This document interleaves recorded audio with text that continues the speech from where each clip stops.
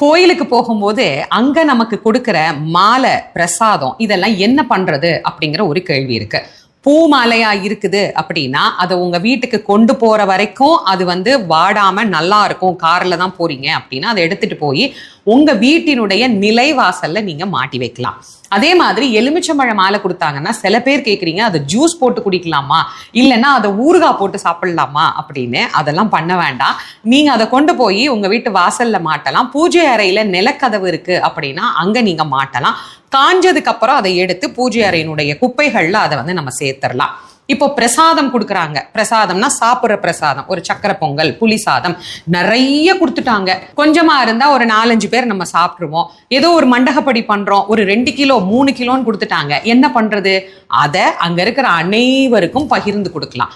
நிறைய பேருக்கு இதுல ஒரு கேள்வி என்னன்னா, நமக்கு கொடுக்கிற பிரசாதத்தை நாம பிறருக்கு கொடுத்தா கடவுள் நமக்கு கொடுத்த ஆசைய அருளை நம்ம அவங்களுக்கு கொடுக்குற மாதிரி ஆயிடாதா அப்படின்னா கண்டிப்பா கிடையவே கிடையாது.